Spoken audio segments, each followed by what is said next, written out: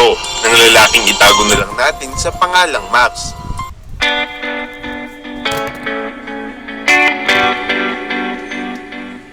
Masayang masaya at determinado noon ang lalaking si Max sa kanyang pag-aaral, lalong-lalo na mayroon siyang inspirasyon at ito ang kanyang kasintahan. Naging makulay din talaga ang kanilang relasyon, pero sa kabila ng mga ito ay hindi pa rin nila pinababayaan ang kanilang pag-aaral. Sa katunayan pa nga ay honor student pa itong si Max. Nagsisikap siyang makapagtapos ng pag-aaral para magkaroon siya ng magandang kinabukasan. Ngunit ang hindi inaasahan ng lalaking si Max ay maaga rin pala siyang magkakaroon ng pamilya.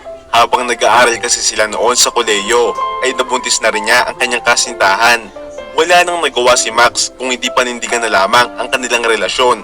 Napilitan na siyang tumigil sa kanyang pag-aaral at maagang humanap ng trabaho. Palagi rin kasing pumapasok sa kanyang isipan, paano nga raw ba kapag lumabas na ang kanilang anak? Ngayon na wala naman silang naiipong pera, kaya hindi na rin siya nagdalawang isip na matyagang humanap ng pagkakakitaan. Halos lahat na nga rin ng pwedeng mapagkakitaan ay pinasukan na rin ni Max. Naging isang dishwasher siya at kung minsan pa nga ay umi-extra siya sa pag-construction worker. Kahit na mahirap ay tinitiis na lamang niya para kumita ng pera. Ganito nga daw kasi ngayon ang kalakaran. Dapat mong paghirapan ang lahat kung gusto mo makamit ang isang bagay.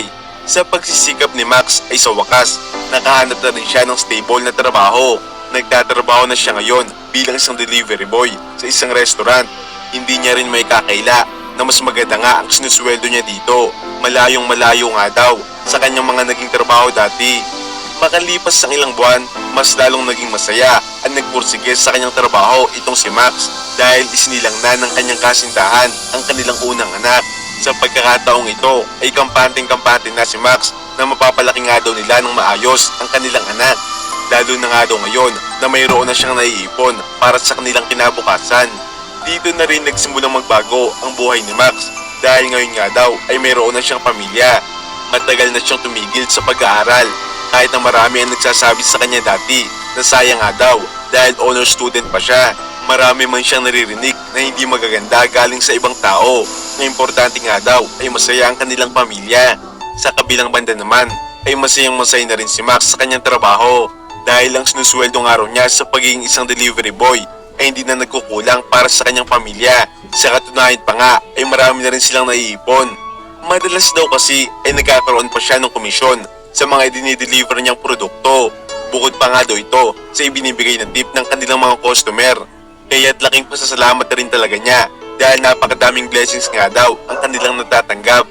Isang araw, noong pabalik na sana si Max sa restaurant na kanyang pinagtatrabahuhan para kumuha ulit ng produkto na kanyang i-deliver, ikinagulat niya at hindi niya inaasahan na mayroong tumigil na isang kotse sa kanyang harapan. Noong bumukas ang bintana nito, ay doon niya ito nakilala. Ito pala ang dati niyang kaklase na si Marcus.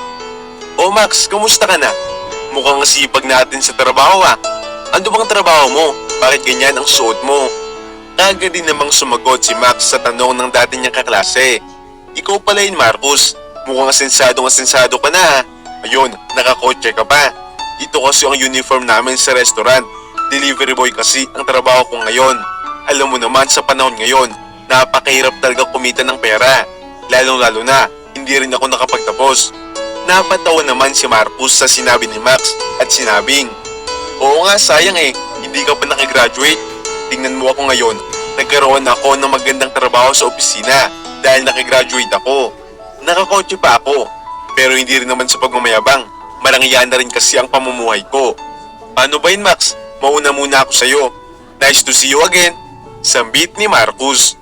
Maya-maya pa, pagkatapos umalis ng dating kaklase ni Max na si Marcus, ay umalis na rin siya dahil mayroon pa nga siyang i-deliver na produkto.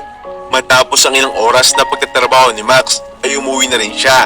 Mahalata mo rin talaga na pagod na siya dahil sa maghapon niyang pagtatrabaho. Ngunit ang lahat nga daw ng ito ay napapawi sa tuwing nakikita niya ang kanyang pamilya na masaya. Dahil na rin sa pagod at pawis na ibinupuhunan ni Max, nakapagpundar na rin sila ng sarili nilang bahay kung kaya't nakabukod na sila sa kanilang mga magulang. Nakabili na rin siya ng sarili niyang motor na ginagamit niya sa pagde-deliver. Isang araw, habang nasa trabaho itong si Max, ay inutusan siya ng kanyang boss na mag-deliver ng kanilang produkto. Maya-maya pa ay nakarating na rin siya sa address na ibinigay sa kanya ng kanyang amo. Namangha talaga siya dahil bumungad sa kanyang mga mata ang napakalaki at napakagarbong bahay. Agad siyang kumatok dito para ibigay ang kanyang i-deliver. Ilang saglit pa ang lumipas, hindi talaga makapaniwala si Max dahil ang lumabas dito ay ang dati niyang kaklase na si Marcus. Agad siya nitong binate at sinabing, "O Max, may i-deliver ka pala dito. Nakikita mo naman, napakalaki ng bahay ko. Sabi ko naman sa'yo maunlad na ako ngayon. Halika, pumasok ka muna dito at magkwentuhan muna tayo." Maya-maya pa, habang nagkukwentuhan itong si Max at Marcus, ay mayroon namang isang lalaki ang tumawag kay Marcus. Inutusan siya nito na ilabas na nga daw ang sasakyan. Sa pagkakataong iyon ay nagtaka naman si Max dahil inuutusan nga daw si Marcus sa malaking bahay na iyon na ang buong akala niya ay pagmamayari rin ni Marcus. Noong makabalik naman itong si Marcus ay kaagad siyang tinanong ni Max, "Marcus, kung hindi mo mamasamain di ba sa inyo to? Bakit basta-basta ka lamang inuutusan? Sino ba ang lalaking yon?" Agad namang sumagot dito si Marcus at inamin na niya ang katotohanan. "Aaminin ko na ang totoo, Max. Hindi talaga sa akin tong bahay na to. Sa boss ko ito. Nagtatrabaho ako sa kanya bilang isang personal assistant. Ang hirap nga kung minsan sa opisina, kahit nasa labas, assistant pa rin ako. Tsaka yung minamaneho kong kotse, hindi talaga sa akin yun. Sa boss ko rin yun. Sa totoo nga lang din, kahit nasa opisina ang trabaho ko, sobrang liit pa rin ang sinusweldo ko. Kulang na kulang para sa pang-araw-araw namin. Minsan nga din kapag gipit na, napapautang na rin ako sa iba." Ikinagulat talaga ni Max ang pag-amin na ginawa ni Marcus, lalong-lalo na noong sinabi nito ang kanyang sinusweldo. Kung pagkukumparahin pa nga daw, di hamak na mas malaki ang kanyang sinusweldo sa pagiging isang delivery boy. Gustuin man daw ni Marcus na maghanap ng ibang trabaho, ngunit nahihiya siya sa mga sasabihin ng ibang tao dahil alam nga daw ng lahat na isa siyang college graduate. Nagtitiis na lamang siya sa maliit na sweldo. Maganda mang pakinggan sa iba na siya ay nagtatrabaho sa opisina. Ang totoo nga daw ay madalas din silang nagigipit.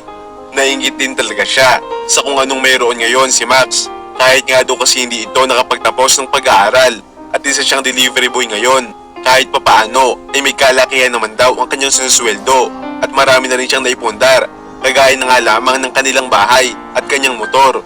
Samantalang siya naman ay puro utang pa. Hindi rin naman malaman ni Max kung paano nga daw ba niya matutulungan si Marcus, kaya sinubukan na lamang niyang payuhan ito. Sinabi ni Max na sa panahon nga daw ngayon ay wala na sa uri ng trabaho ang labanan. Basta nga daw marangal ay okay na. Maging madiskarte nga daw tayo para mapunan ang ating pang-araw-araw na pangangailangan. Kung paiirali nga rin daw natin ang ating kaartehan o laging iisipin ang sasabihin ng ibang tao, baka daw sa uli ay pagsisihan lamang ito, lalong-lalo na kapag naglaho na rin ang ating mga pangarap. Sa mga sinabi ni Max ay talagang natauhan itong si Marcus.